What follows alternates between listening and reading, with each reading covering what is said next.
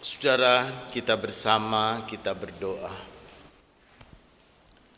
Dalam penyerahan diri kami pada tuntunan Roh Kudus, kiranya Tuhan berkenan membuat kami dapat merenungkan firman-Mu dan bahkan menyatakannya dalam hidup kami.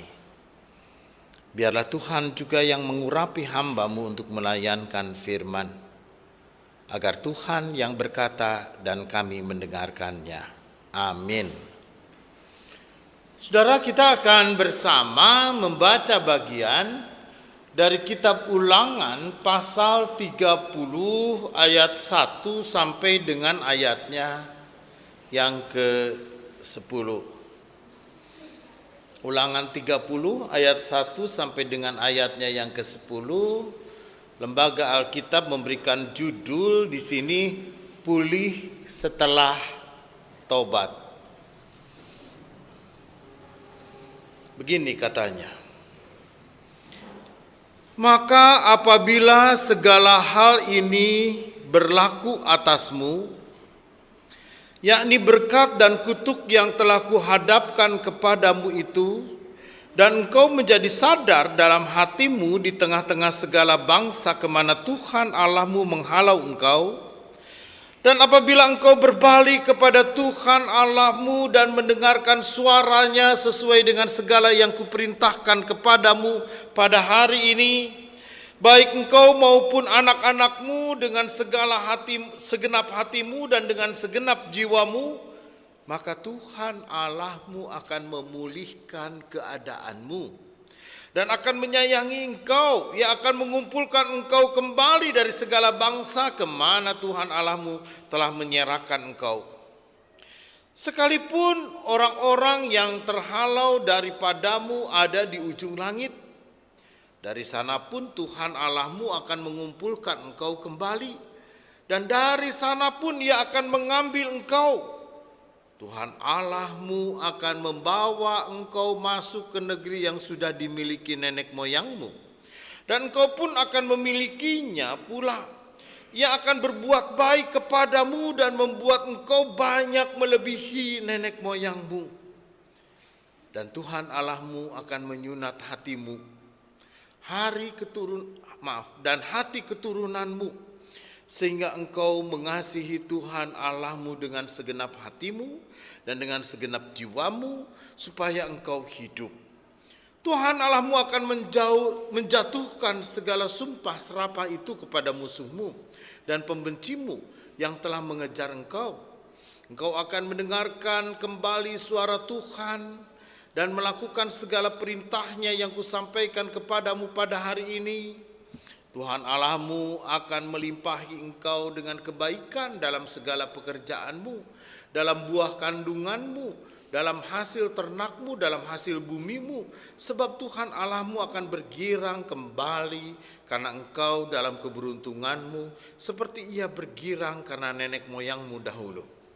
Apabila engkau mendengarkan suara Tuhan Allahmu dengan berpegang pada perintah dan ketetapannya yang tertulis dalam kitab Taurat ini, dan apabila engkau berbalik kepada Tuhan Allahmu dengan segenap hatimu dan dengan segenap jiwamu. Saudara, itulah pembacaan Alkitab. Berbahagia mereka yang mendengarkan firman Tuhan dan yang memelihara dalam hidupnya. Haleluya.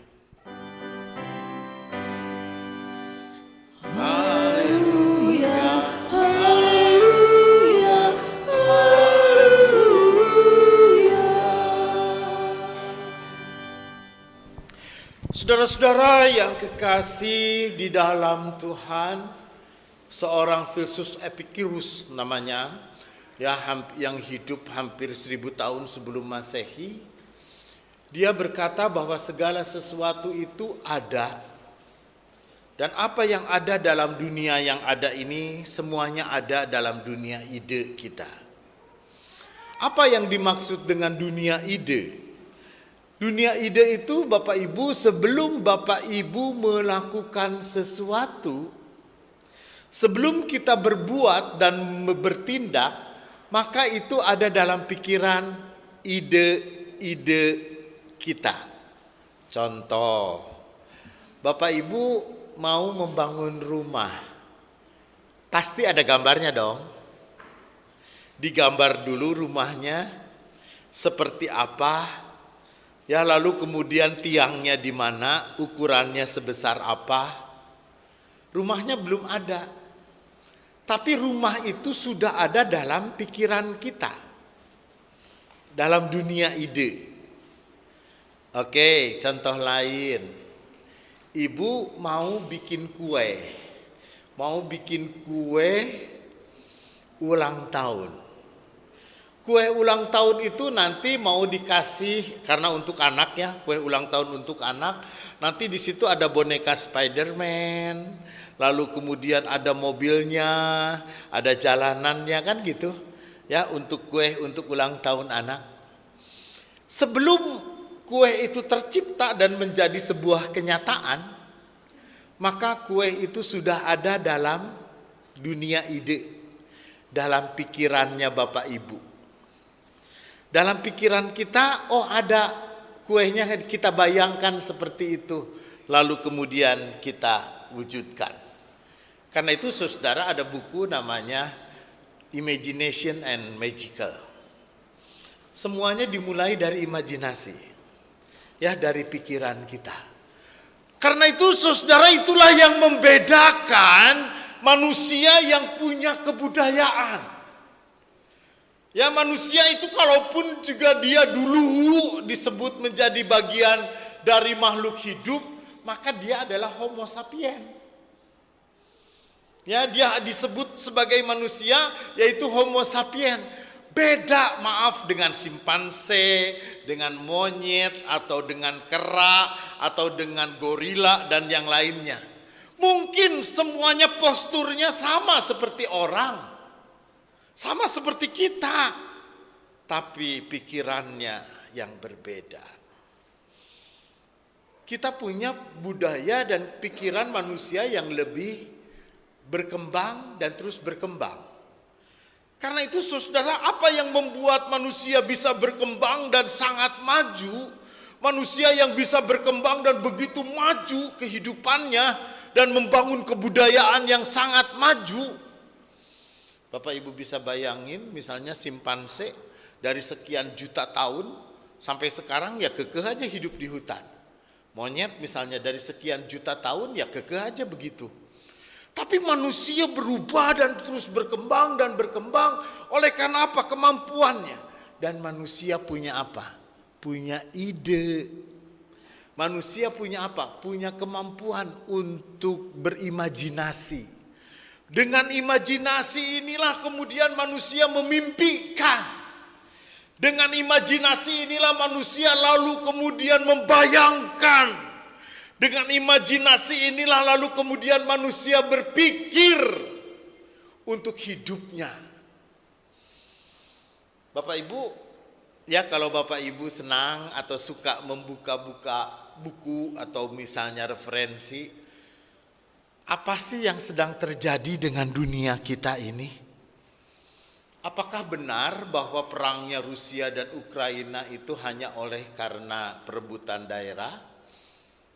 Apakah benar misalnya di Timur Tengah orang berperang hanya oleh karena perebutan sumber daya alam? Apakah benar manusia di dalam dunia ini konflik satu dengan yang lain hanya untuk memperebutkan daerah seperti misalnya Israel dan Palestina? Saudara yang kekasih di dalam Tuhan, jauh di belakang konflik yang terjadi, sebenarnya apa yang ada dalam pikiran manusia, yaitu pikiran manusia ingin menjadi berkuasa. Dia ingin berkuasa dan menguasai. Hasrat untuk berkuasa itu menjadi sangat besar dalam pikiran manusia. Bapak Ibu, ketika Tuhan menciptakan Adam dan Hawa, apa yang Tuhan katakan dalam kitab Kejadian? Allah menciptakan manusia supaya apa? Mereka berkuasa. Jadi saudara, ketika mereka diciptakan dengan hasrat untuk berkuasa. Karena itu mereka berusaha untuk saling menguasai. Lalu kemudian saling menguasai dan siapa yang kuat dia yang menang. Tapi oleh karena adanya kebudayaan, lalu kemajuan pikiran manusia, manusia membuat aturan, manusia membuat hukum. Tapi saudara, dalam imajinasinya, apa yang ada dalam pikiran manusia? Semua manusia pasti mengimajinasikan sebuah kehidupan yang baik. Ya, kehidupan yang baik. Semua menginginkan bahwa hidupnya itu adalah hidup dalam keadaan yang baik. Apakah ada di antara bapak dan ibu yang mengimajinasikan atau memimpikan kehidupan yang buruk? Atau anak-anak muda saya tanya, apa cita-citamu? Cita-cita saya jadi gelandangan aja Pak Pendeta. Aku mau hidup nanti di bawah kolong jembatan, lalu cari makan di tempat sampah. Ada di antara bapak dan ibu atau saudara-saudara atau anak muda yang membayangkan hidup seperti itu? Pasti tidak ada. Saya jamin tidak ada. Tapi kalau ditanya apa hidupmu, apa cita-citamu? Aku mau jadi dokter, aku mau jadi insinyur, aku mau jadi akuntan, aku mau jadi lawyer. Orang akan berpikir tentang kehidupan semua yang akan membuat dia senang. Yang akan membuat dia pun juga kehidupan ekonominya sejahtera. Semua orang pasti membayangkan kehidupan yang bagus, kehidupan yang baik, kehidupan yang menyenangkan, kehidupan yang membahagiakan. Saya yakin. Itu imajinasi, imagination. Ya, itu dunia ide kita. Karena itu saudara, entahkah orang melakukan apapun, yang orang mau menghalalkan apapun, dan bahkan orang pun juga melakukan politik identitas dan apa hanya untuk berkuasa dan hanya untuk memuaskan keinginan hatinya, memuaskan imajinasi pikiran-pikirannya. Bapak Ibu, kita yang orang tua, saya juga orang tua, apa yang kita harapkan kepada anak-anak kita? Kita akan mendidik anak-anak kita, mengajari, menuntun, membimbing, menyekolahkan anak-anak kita, supaya mereka hidup dengan baik di masa depan. Supaya mereka punya kehidupan yang baik. Supaya mereka punya kehidupan yang relatif menyenangkanlah bagi mereka, atau dengan kata lain mereka mencapai kehidupan kebahagiaan. Itu pikiran kita, itu imajinasi kita, itu bayangan kita, itu adalah harapan yang ada dalam bayangan kita.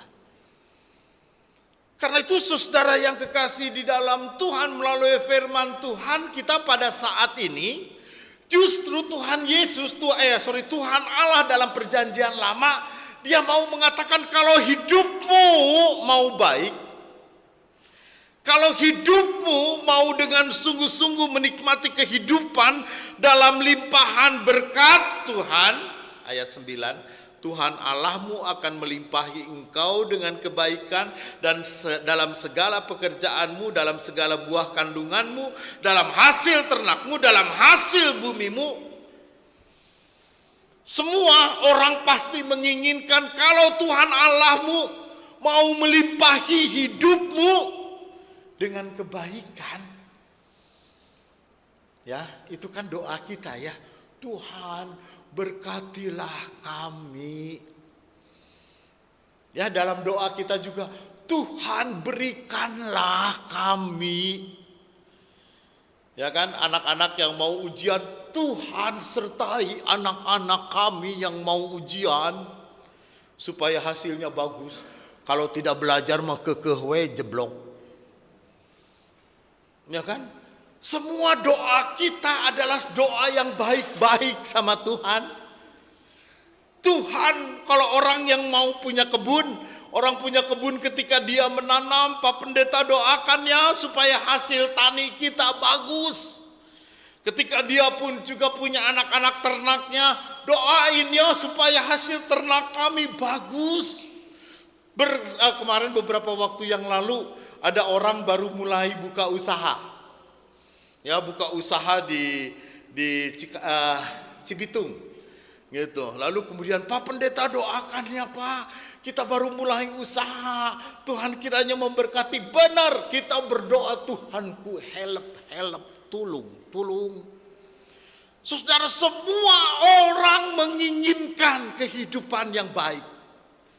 Semua orang ingin diberkati, semua orang ingin menerima yang baik, semua orang ingin supaya hidupnya dilimpahi oleh kebaikan Tuhan.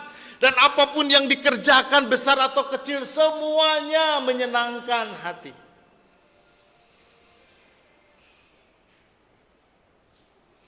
Tapi Bapak, Ibu, dan saudara-saudara, Bapak Ibu tahukah bahwa hasil yang baik itu harus dikerjakan dengan cara yang baik?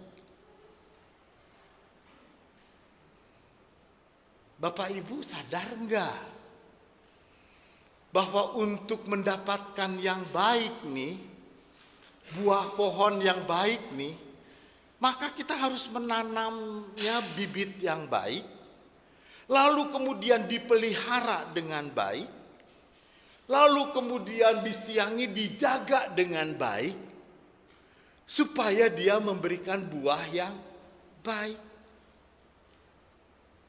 Jadi saudara yang kekasih di dalam Tuhan, dalam firman Tuhan kita pada saat ini saudara, maka kalau kita memang menginginkan kehidupan yang baik, dan kalau kita memang menginginkan sebuah kehidupan yang diberkati, kalau kita menginginkan semua yang hidup itu adalah kehidupan yang membahagiakan, maka kita harus melakukannya. Harus kita pun juga mengerjakannya dengan segala kebaikan-kebaikan Tuhan. Kita harus mengerjakannya dengan baik, dengan sungguh-sungguh. Karena itu saudara yang kekasih di dalam Tuhan, ayat yang kedua, dan apabila engkau berbalik kepada Tuhan Allahmu dan mendengarkan suaranya sesuai dengan perintahnya kepadamu pada hari ini, maka engkau dengan segenap hati, segenap jiwa, kamu akan menerima segala yang baik. Saudara, saya kira ini logis sekali ya. Ini logis, benar. Kalau kita melakukan segala sesuatu dengan baik, ya hasilnya baiklah. Kalau kita melakukannya dengan sungguh-sungguh, ya kita melakukannya dengan benar, dan bahkan kita melakukannya dengan kebenaran Tuhan, maka apa yang kita dapat? Yang kita dapat pun juga akan baik dan sesuai dengan kehendak Tuhan. Tapi bagaimana ketika kita melakukannya dengan tidak baik? Ketika kita melakukan dengan tidak baik, ketika kita melakukannya dengan kejahatan, kita melakukannya dengan tidak benar, dan kita melakukannya dengan serampangan, kita melakukannya tidak sesuai dengan kehendak Tuhan, ya jangan salahkan juga kalau hasilnya tidak menjadi baik. Ya jangan salahkan juga kalau memang hasilnya tidak bagus. Karena itu saudara yang kekasih di dalam Tuhan, melalui firman Tuhan kita pada saat ini, maka ketika kita bersama, ketika kita semua mengimajinasikan, ketika kita semua mengharapkan, dan ketika kita semua menginginkan sebuah kehidupan yang baik, sebuah kehidupan yang diberkati, sebuah kehidupan yang menerima dengan sukacita dan membuat kita bersukacita, maka saudara, segala perkara yang kita lakukan di saat ini, segala hal yang kita kerjakan di saat ini, baiklah semuanya kita lakukan sesuai dengan kehendak dan rencana Tuhan. Karena saudara yang kekasih di dalam Tuhan, apa yang bisa kita kerjakan ya dalam konteks Israel pada saat ini? Ada banyak hal yang kemudian yang dia hanya kita percaya aja deh. Kita tidak pernah tahu, tidak pernah mengerti, pokoknya yakin aja deh. Kita percaya bahwa Tuhan bekerja dalam segala sesuatu untuk mendatangkan kebaikan. Kita percaya bahwa segala perkara dipakai Tuhan untuk apa? Mendatangkan kebaikan bagi kita. Saudara, lagunya kemarin ya, lagu di pemakaman Opung Randung. Itu suka duka dipakainya untuk kebaikanku. Suka duka dipakainya untuk kebaikanku.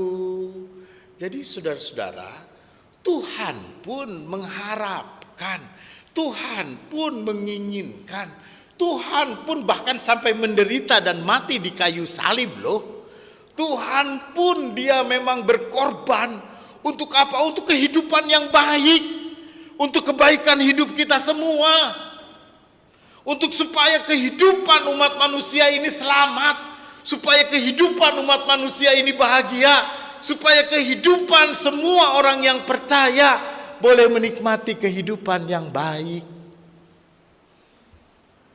Saudara, Tuhan tidak pernah merancangkan kecelakaan, kan? Tuhan tidak pernah merancangkan kecelakaan kepada siapapun, tapi yang Tuhan rancangkan adalah masa depan yang penuh dengan pengharapan. Yeremia mengatakan begitu, 29 ayat 11. Karena itu saudara yang kekasih di dalam Tuhan, melalui firman Tuhan ini pun juga Tuhan mengatakan, hidup ini memang pilihan. Bapak Ibu mau hidup dengan sukacita, bahagia dan senang sesuai dengan kehendak Tuhan, atau justru hidup dalam penderitaan dan kesusahan dan dalam problem hidupnya sendiri? Monggo, kata Tuhan. Ya kan? Hidup itu pilihan. Tapi kalau kita menghendaki hidup yang baik, hidup yang diberkati, hidup yang dilimpahi oleh kasih, hidup yang dilimpahi oleh kebaikan-kebaikan Tuhan, maka kata Tuhan, dengarlah. Ya, dengarlah suara Tuhan. Engkau akan mendengar suara Tuhan. Ya, engkau pun juga harus melakukan semua perintahnya yang kusampaikan pada hari ini. Dengan kata lain, saudara, hidup di jalan Tuhan akan mendatangkan sukacita, pemulihan, dan kebahagiaan, dan kebaikan-kebaikan bagi kita semua. Amin.